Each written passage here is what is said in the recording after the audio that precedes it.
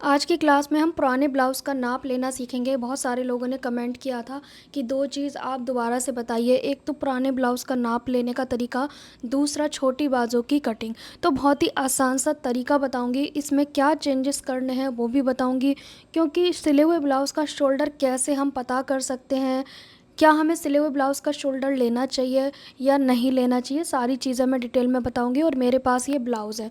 उससे पहले मैं आपको बताना चाहती हूँ, मेरी थोड़ी-सी तबीयत ख़राब है और आपको दिख रहा होगा थोड़ा-सा, क्यों है, क्या प्रॉब्लम है, उसका वीडियो मैं सेकंड चैनल पे डालूँगी, ब्लॉग वाले चैनल पे, इस पे तो नहीं बताऊँगी।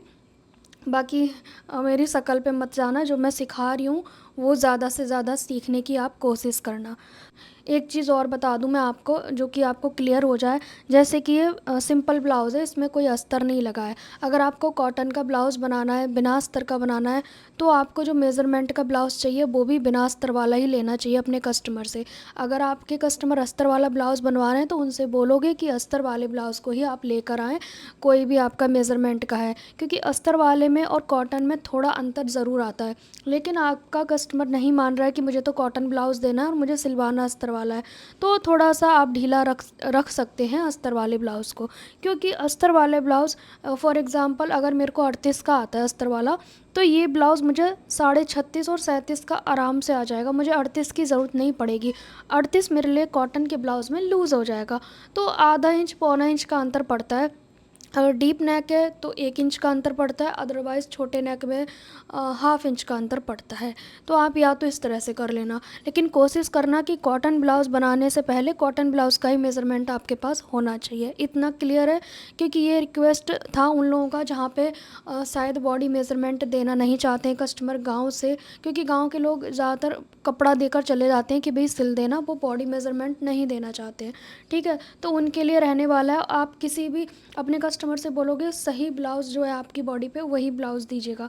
तो ये हमारे पास ब्लाउज़ है, अब इसका मेज़रमेंट लेना सीखेंगे। दूसरा, छोटी बाजू की कटिंग करना सीखेंगे, क्योंकि छोटी बाजू की शायद मैंने कटिंग सिखा तो दी है, पर पता नहीं क्यों कुछ लोग नहीं देख पा रहे हैं या समझना नहीं चाह रहे, जो भी है मैं क्लियर कर दूँगी आपको, ठीक है। छोटी बाजू के लिए आप मेज़रमेंट ले लेना, एक तो रेडी लेंथ का, ठीक है, एक लेना आपको गोलाई का, और तीसरा नाप आपको लेने की कोई ज़रूरत नहीं है। हाँ, आर्मोल का नाप आपके पास ज़रूर होना चाहिए, जो हम आर्मोल का नाप लेते हैं।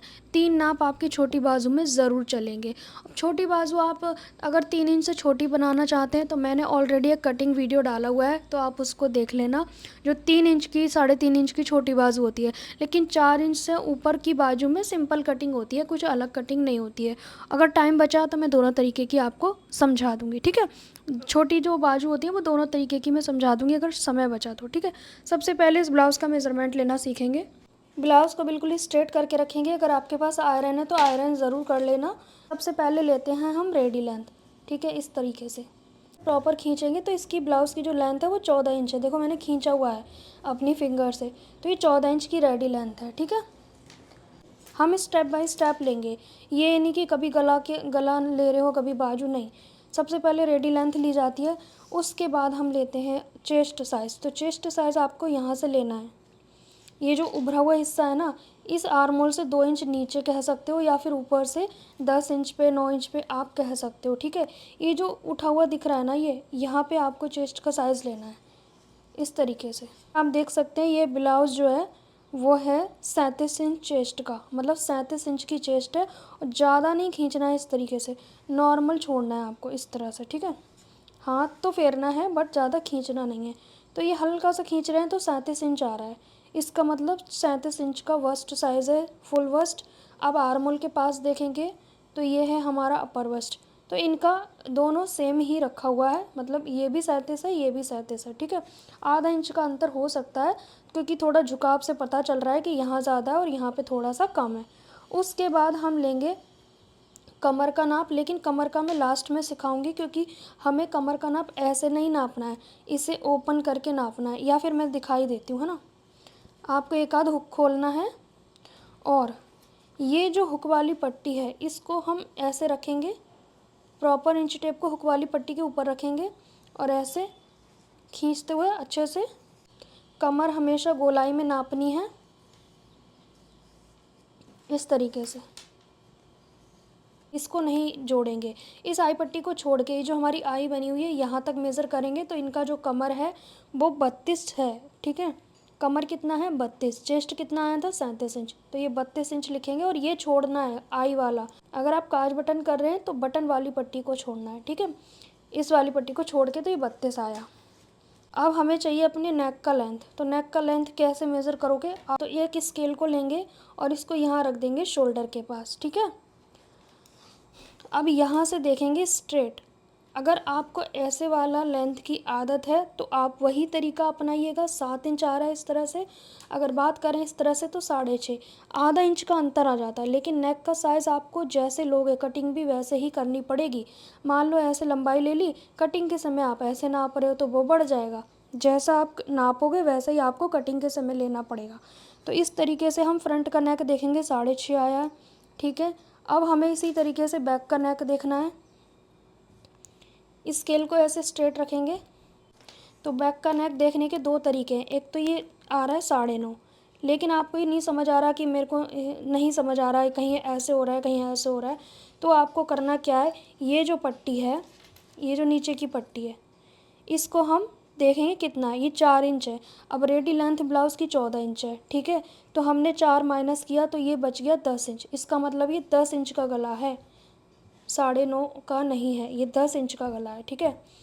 क्योंकि सुकड़ने से थोड़ा अंतर हो जाता है। अगर हम ऐसे मेज़र कर रहे हैं ना तो देखो ये 9.5 आ रहा है, बल्कि गला 10 इंच का है क्योंकि बॉडी पे ये इस तरह से जाता है, ठीक है।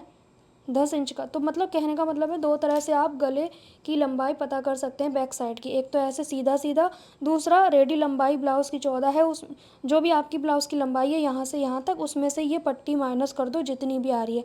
ये तरीका परफेक्ट हो गया। अब आपके पास क्या बचा है, शोल्डर। शोल्डर के बारे में हम बाद में बताएंगे, पहले हम बाजू का नाप लेंगे। ब्लाउज़ को जैसा टेढ़ा मेढ़ा जा रहा है जाने देंगे, ब्लाउज को हम ऐसे कर देंगे और बाजू को बिल्कुल स्ट्रेट, मोहरी से मोहरी मैच करेंगे और बिल्कुल स्ट्रेट ये ऐसे जाएगा, ठीक है। उसके बाद हम लेंगे रेडी लेंथ। इस बाजू की रेडी लेंथ है 6.25, ठीक है, 6.25, 6.5 नहीं है, 6.25 है। तो बिल्कुल एग्जैक्ट नापनी है। बढ़ाने का काम हम कटिंग के समय करते हैं। मोहरी मोहरी आपको अच्छे से सेट करके रखनी है, ढीली टाइट नहीं होनी चाहिए। तो ये है 6 इंच की।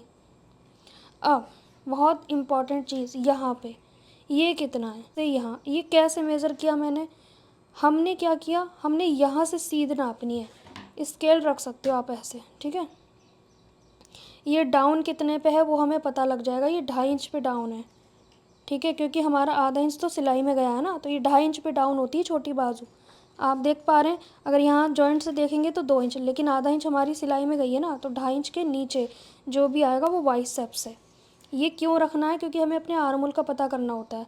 अगर इसका बाइसेप्स 7.25 है तो इसका आर्म होल 8.25 होना चाहिए, ठीक है। तो ये हमारा बाइसेप्स कितना है, 7.25। आर्म होल देखते हैं। आपको आर्म होल नापने के लिए वैसे ज़रूरत नहीं है क्योंकि यहाँ पे आया 7.25 तो ये 7.8 होगा, लेकिन फिर भी मैं आपको आर्म होल नापना सिखा रही हूँ, ठीक है। आर्म होल के लिए आपको इस तरह से करना है।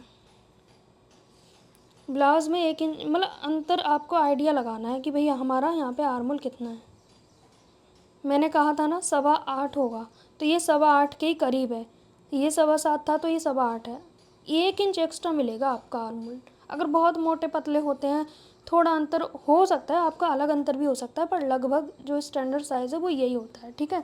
तो हमने लंबाई भी ले ली, आर्म होल भी ले लिया, बाइसेप्स भी ले लिया, गोलाई भी ले ली, चारों नाप ले लिए। अब बंदा कोई बड़ी बाजू बनवाएगा तो कुछ भी बना सकता है, ठीक है। अब लेंगे बस्ट पॉइंट। तो बस्ट पॉइंट के लिए इंची टेप को बिल्कुल स्ट्रेट रखेंगे और यहाँ तक पास से देखेंगे अब कि इस वाले पॉइंट पर आना चाहिए इंची टेप। तो ये कहाँ पर आ रही है, ये कितने पे आ रही है, डार्ट कहाँ पे ख़त्म हो रही है, ये ख़त्म हो रही है 10 इंच पे।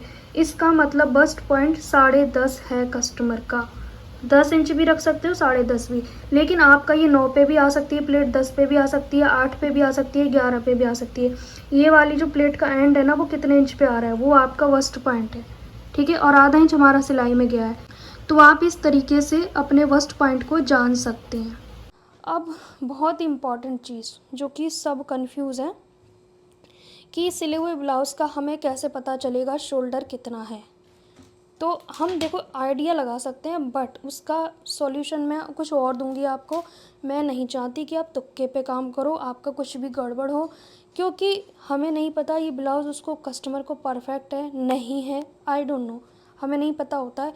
हम इसके शोल्डर के पीछे पड़े रहते हैं कि ये शोल्डर कितना रखा होगा, कैसे मेज़र करें। वैसे तो एक सिंपल सा तरीका ये है कि आधा इंच जॉइंट के आधा इंच इस साइड जाओ और जॉइंट के आधा इंच इस साइड जाओ। लेकिन ये आ रहा है कितना, 10, पर ये 10 इंच पे तो कटिंग हुई नहीं होगी। 100% श्योर हूँ मैं कि कम से कम ये 6 इंच मतलब 12 इंच का शोल्डर पे कटिंग हुई होगी। पर ये तरीका मुझे नहीं लगता ये सही बैठेगा। मैं इसलिए गलत तरीका नहीं सिखाना चाहती, चाहे पूरी दुनिया बोले कि इस तरह से ये शोल्डर हम नापते हैं, बट ये रियल शोल्डर नहीं है। उसका सॉल्यूशन मैं आपको बता दूँगी। देखिए, सिले हुए ब्लाउज़ का आप बिल्कुल भी आइडिया नहीं लगा सकते और अंदाजे से काम करने की कोई ज़रूरत नहीं है। क्या पता किसी ने पट्टी बिल्कुल इतनी सी रखी है, किसी ने इतनी चौड़ी रखी है। आप यही सोचते रहोगे कि यहाँ से यहाँ नाप लेते हैं, इसी शोल्डर पे हम ब्लाउज़ की कटिंग कर देंगे, बट वो बिल्कुल गलत तरीका है। मेरे कहने का मतलब है आप सिले हुए ब्लाउज़ से ये कभी पता नहीं कर सकते कि आपका शोल्डर कितना है इस ब्लाउज़ के अकॉर्डिंग, और उस हिसाब से आप कटिंग नहीं कर सकते हो।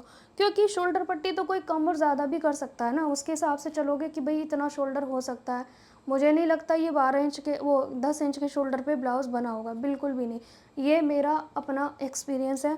तो आपका जो समस्या है कि शोल्डर फिर हम कितना लेंगे, क्योंकि बॉडी मेज़रमेंट तो देता नहीं है कोई भी। उसके लिए मेरे एक्सपीरियंस का चार्ट मैं आपको दे रही हूँ कि उसमें आपको करना क्या है। ये ब्लाउज़ का चेस्ट अभी कितना आया था, 37 इंच, ठीक है। इस 18.5 आया था ना, तो 18.5 का मतलब 37 इंच। अब हम इस चेस्ट साइज़ को लेंगे ब्लाउज़ की, फिर उसके बाद हम देखेंगे चार्ट। उस चार्ट के अकॉर्डिंग जो आपकी लाइन बैठ जाएगी, उसमें जो शोल्डर आएगा वही आपका शोल्डर होगा। तो मैं आपको चार्ट दिखा देती हूँ एक बार, ठीक है। जितने भी जो मेज़रमेंट लिए हैं ना, ये फुल में लिखने हैं आपको। जैसे कि ये आ रहा है 18.5, इसका मतलब ये 37 इंच की चेस्ट है। ये 18 नहीं लिखना है आपको, आपको पूरा लिखना है फ्रंट और बैक का 18.5। ये 18.5 है ना, तो इसका डबल 37। कमर हमने पहले ही डबल ली है, बाकी पूरी चीज़ें लिखनी होती हैं। इस साइड शोल्डर है, इस साइड चेस्ट है। तो अभी हमने ब्लाउज़ में मेज़र की थी, तो हमारी आई थी टोटल चेस्ट 37 इंच की। अब 37 आपका किस लाइन में है, इसमें नहीं है, इसमें नहीं है, इसमें है। तो इसका मतलब शोल्डर 14.5 भी हो सकता है, 15 भी हो सकता है कस्टमर का, अगर चेस्ट साइज़ इस लाइन में आ रहा है तो। अगर आपकी 26, 27, 28, 29, 30 चेस्ट है तो 13 इंच का शोल्डर हो सकता है। 30, 31, 32, 33, 34 है तो 14 इंच का शोल्डर हो सकता है। 35, 36, 37, 38, 39, इसमें दो तरह के हो सकते हैं बॉडी के हिसाब से। किसी का 14.5 हो सकता है, किसी का 15 हो सकता है। अब यहाँ पर देखेंगे 40, 41, 42, 43, 44, 45, इसमें 15 भी हो सकता है, 15.5 भी हो सकता है। 45 प्लस में 15, 16, 17 भी हो सकता है, ठीक है। अब स्टैंडर्ड साइज़ होते हैं 14, 15 और 16, ठीक है। 3 स्टैंडर्ड साइज़ होते हैं, अदरवाइज़ इससे ज़्यादा छोटे आते नहीं हैं। 13 इंच से छोटा बिल्कुल भी नहीं होता है। आई थिंक मुझे ऐसा लगता है 26 चेस्ट से कम है तो फिर वो बच्चों में आ जाएगा, मुझे ऐसा लगता है। इतनी चेस्ट तो हर किसी की होती ही होगी, 26, 27, 28, ठीक है। तो ज़्यादातर स्टैंडर्ड साइज़ 14, 15 का होता है। तो आपको बस ये देखना है कि आपकी चेस्ट लाइन किस लाइन में आ रही है, ये आपको कंफर्म हो जाएगा कि हाँ भाई शोल्डर इतना हो सकता है। फिर माइनस, ये तो मैं फुल शोल्डर निकालने का एक तरीका बता रही हूँ आपको। ये मत सोचना कि अरे 15 रखेंगे, 16 रखेंगे, ऐसा नहीं। वो तो फिर आपको माइनस चार्ट देखना पड़ेगा। जो फ़िलहाल मैं बता रही हूँ ये फुल शोल्डर निकालने का अंदाज़ा बता रही हूँ। अगर आपको फुल शोल्डर देखना नहीं आ रहा है, नहीं समझ आ रहा बॉडी मेज़रमेंट पे, नहीं समझ आ रहा ब्लाउज़ का कितना लें, तो पहले फुल शोल्डर का पता करने के लिए ये चार्ट देखोगे। फिर डीप नेक, छोटा नेक जो भी बनाओगे उसके हिसाब से माइनस चार्ट देखोगे। तो ये आपको लिखना है कि भाई मेरा फुल शोल्डर इसके हिसाब से इतना हो सकता है। तो ये लिख लो या स्क्रीनशॉट ले लो आप, ठीक है। आपको छोटी बाजू की ड्राफ्टिंग एक बार सिखा देती हूँ। अगर आप 3 इंच या 3.5 इंच की बाजू कटिंग कर रहे हैं ना, तो उसके लिए नीचे की और कपड़ा एक्स्ट्रा होना चाहिए, क्योंकि कुछ चेंजेस होते हैं। यहाँ से बंद साइड लेनी है। अब जैसे मान लीजिए किसी की बाजू की लंबाई है 3.5, तो हम लेंगे 4। क्यों, आधा इंच ऊपर हमारा सिलाई में जाता है, ठीक है। ये हो गया। यहाँ पर हम लेंगे 1/2 इंच का फोल्ड मार्जिन। कितना, 1/2 इंच।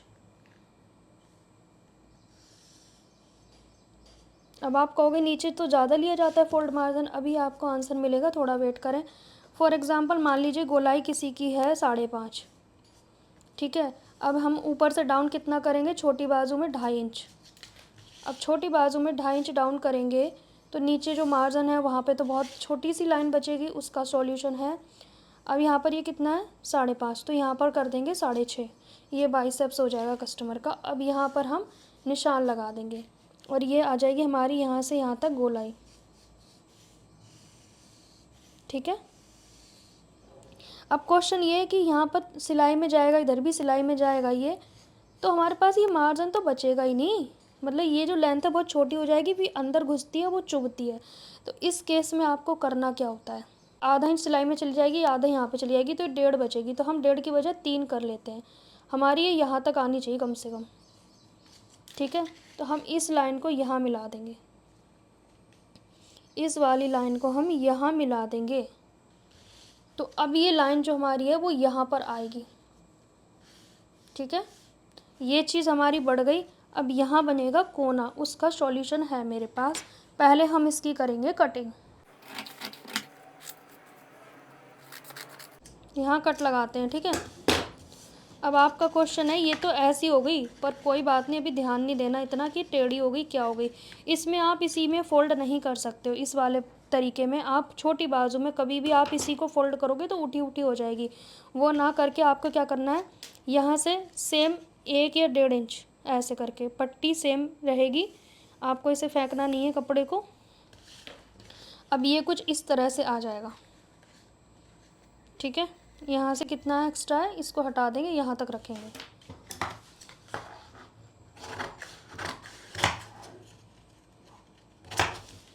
अब ये पट्टी कुछ इस तरह से आएगी। अब आपको सिलते वक्त क्या करना है, इस पट्टी को ऐसे सिलना है।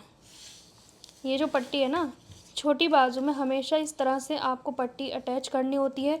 इसे पलट के फिर हम तुरपाई कर सकते हैं, पर यहाँ पर थोड़ा सा कट आएगा जब आप इसे सिल लोगे तब। फिर ये पलटने के बाद ये यहाँ पर चली जाएगी और एक साइड से बिल्कुल स्ट्रेट आ जाएगा ये। फिर मोहरी जब पहनोगे तो यहाँ से बिल्कुल स्ट्रेट आएगी, आप देख सकते हो इस तरह से। ठीक है। कोई कोना नहीं बनेगा। लेकिन आप इसी को फोल्ड करते तो ये बिल्कुल ख़त्म हो जाती, साइड की चीज़ें वो बहुत ख़राब लगती। तो ये हो गई हमारी बहुत ही छोटी बाजू की कटिंग। उसके लिए हमें ये पट्टी ज़रूर कट करनी पड़ेगी और ये मेथड आपको कट करना पड़ेगा। ठीक है। अब एक और दूसरा तरीका सीख लेते हैं। वैसे तो मैंने बताई हुई है, इसलिए मैं ज़्यादा उसमें नहीं जा रही कि बहुत कपड़े वगैरह पे, मैं पेपर पे ही समझा रही हूँ। कपड़ा सेम फोल्ड करना होता है। नीचे से आपको स्ट्रेट करके लेना है फोल्ड मार्जिन। पहले तो स्ट्रेट लाइन जो मोस्ट इम्पॉर्टेंट है, यहाँ से बंद रहेगा फोल्ड मार्जिन। एंड यहाँ से लेंगे रेडी लेंथ। मान लीजिए किसी की 5.5 है तो हम 6 इंच का रेडी लेंथ लेंगे। 2.5 इंच पे डाउन करेंगे, सभी लाइन को सीधा कर लेंगे। ठीक है जी। यहाँ पर हम मोहरी का आधा लेंगे, किसी का 5.5 हो सकता है हाफ में, और यहाँ 6.5 करेंगे। इससे कम तो बिल्कुल नहीं होना चाहिए, ज़्यादा हो जाए ऊपर बाइसेप्स भले ही। ठीक है। ये ऐसे चला जाता है, यहाँ से 1.5 इंच पे आपकी गोलाई आ जाएगी। ठीक है। इस तरीके से ये हमारी कुछ इस तरह से बाजू आ जाएगी। 2.5 इंच हमें डाउन करना होता है सबसे छोटी बाजू में भी और इसमें भी, लेकिन बड़ी बाजू में 3 इंच करना है, वो मैं पहले बता चुकी हूँ। तो मुझे लगता है मैंने सारी तरह की बाजू आपको बता दी हैं। तो हमारे ये हो गई हमारी स्लीव्स। इस तरह से आप स्लीव्स की कटिंग कर सकते हो। सो गाइज़, आपने देखा कि मैंने स्लीव्स की कटिंग भी सिखा दी आपको और ब्लाउज़ का नाप लेना भी सिखा दिया। लेकिन मैं आपको ये सलाह नहीं दूंगी कि आप सिले हुए ब्लाउज़ से अपने शोल्डर का मेज़रमेंट लें, क्योंकि आपको टेंशन रहेगी यहाँ से यहाँ तक लूँ, वहाँ से वहाँ तक लूँ, क्या ये अगर परफेक्ट बना है तो सही रहेगा या नहीं बनाया किसी टेलर ने परफेक्ट ये, तो शायद हम इसी के अकॉर्डिंग बनाएंगे तो हमारा भी ब्लाउज़ ख़राब होगा। तो मैं ये सलाह नहीं देती कि आप इसके नाप से शोल्डर लो। बाकी पूरा मेज़रमेंट आप ले सकते हैं, पर शोल्डर इसमें नहीं समझ आएगा। तो मैं झूठ नहीं बोलना चाहती कि आप ऐसे ही करो, ऐसे ही करो, क्योंकि फिर क्वेश्चन मेरे पास आ नहीं है। और चैनल पे क्या है, उनको नाप लेना सिखाना है, फिर आपका ख़राब बने सही बने आपको कोई रिप्लाई तो करेगा नहीं। अदर चैनल पे आपने देखा होगा, ना तो कोई आपको रिप्लाई करेगा, ना आपको कोई सही तरीका सिखाएगा, क्योंकि सही तरीका सिखा देंगे तो फिर आप शायद उनकी वीडियो को बार बार नहीं देख पाओगे। वो लोग चाहते हैं कि उनकी वीडियो बार बार देखें, पर मेरा ऐसा कोई मतलब नहीं है। मैं चाहती हूँ परफेक्ट तरीके से सीखो और मेरे पास एक सक्सेस स्टोरी के कमेंट आएँ, बस इतना मैं चाहती हूँ। इसीलिए मैंने आपको अच्छे से बताने की कोशिश की है। मैं ये कभी नहीं सोचती कि बड़ी हो गई वीडियो, छोटी हो गई। इवन मेरी तबीयत ख़राब है, फिर भी मैंने सोचा कि आज मैं क्लास डालूँ, क्योंकि अगर मैं हार मान जाऊँगी तो फिर आप मुझसे पहले छोड़ दोगे प्रैक्टिस करना। फिर जो मेरी इतनी मेहनत हुई है 10-12 दिन की, वो ख़राब हो जाएगी। बहुत ही रेयर होगा जो कि मैं शायद ना डालूँ वीडियो, उस दिन आप समझ लेना कि कुछ बहुत ज़्यादा प्रॉब्लम है इसीलिए। वरना तबीयत क्यों ख़राब है वो आपको सेकंड चैनल पे ब्लॉग में मैं आपको बता दूँगी, क्योंकि अभी मैं आपको डिस्टर्ब नहीं करना चाहती। सो गाइज़, कुछ भी डाउट हैं ढेर सारे कमेंट करना, मैं फिर से आपकी मदद करती रहूँगी, हमेशा करती रहूँगी। लेकिन जितने भी चार्ट हैं ना, एक डायरी में अच्छे से नोट डाउन कर लेने हैं और बस कीजिए अपना काम। सो गाइज़, मिलेंगे नेक्स्ट टाइम, तब तक के लिए बाय बाय।